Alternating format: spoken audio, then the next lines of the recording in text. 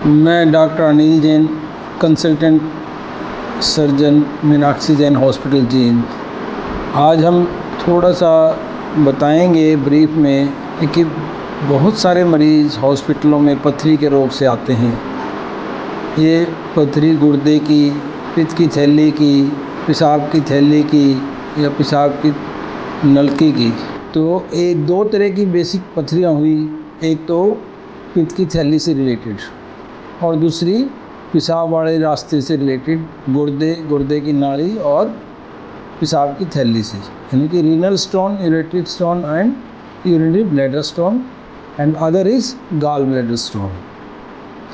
जो gall bladder stone जो है बहुत कॉमन बीमारी है, ज़्यादा फीमेल्स में पाई जाती है।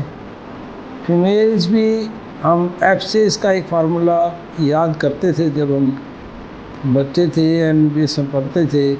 फीमेल 40, फर्टाइल, फैटी, मतलब थोड़े से ओबीज जिसमें चर्बी ज़्यादा हो या मोटापा ज़्यादा हो, ठीक है, और लगभग 40 साल की उम्र हो, बच्चे पैदा करने की उम्र हो, ठीक है।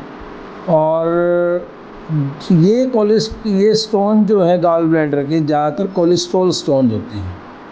कोलेस्ट्रॉल हमारी बॉडी में चर्बी से निकलने वाला एक पदार्थ होता है, ठीक है, और ये इसके पहले छोटे छोटे कण जम जाते हैं, उनको क्रिस्टलाइजेशन कहते हैं, फिर या स्लज कहते हैं, उसके बाद फिर ये स्टोन का रूप धारण कर लेते हैं।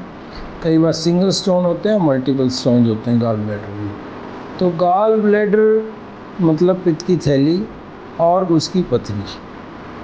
तो इसका कॉम्प्लिकेशन क्या है, इसका इलाज क्या है और इसको पहचानते हम डायग्नोज कैसे करते हैं। तो मरीज़ हमारे पास पित्त की थैली के पथरी वाला ज़्यादातर हॉस्पिटल में आएगा पेट दर्द करके।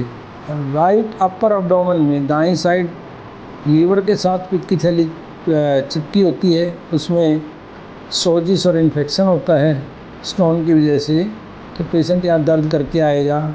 एक सिंपल टेस्ट अल्ट्रासाउंड हमें पता चल जाता है कि पित्त की थैली का क्या स्टेटस है, उसमें पथरी है कि नहीं। एक सिंगल टेस्ट, राइट, तो हमें पता चल जाता है पित्त की थैली में पथरी है। फिर इलाज क्या है, पित्त की थैली में पथरी का एकमात्र इलाज है ऑपरेशन। कई कंट्रोवर्सीज इसमें एक दो जगह ये है भाई, सिंगल स्टोन हो, एसिम्प्टोमेटिक हो, जब तक दर्द ना करे तब तक हम इसकी वेट कर सकते हैं या निकाल सकते हैं टाइम। लेकिन ज़्यादा स्कूल ऑफ थॉट्स यही कहते हैं if there is a gall stone it's must be operated, क्योंकि इसमें मेलिग्नेंसी के, कैंसर के चांसेस रहते हैं। तो इसमें किसी भी देसी दवाई का या अंग्रेजी दवाई का या किसी और पद्धति का कोई उपचार का कोई भी रोल नहीं है। अब हम आते हैं पेशाब से रिलेटेड, मतलब यूरिनरी ट्रैक्ट स्टोन्स, गुर्दे के स्टोन जिनको रीनल स्टोन कहते हैं, ठीक है, क्योंकि गुर्दा हमारा एक फ़िल्टर का काम करता है, ठीक है।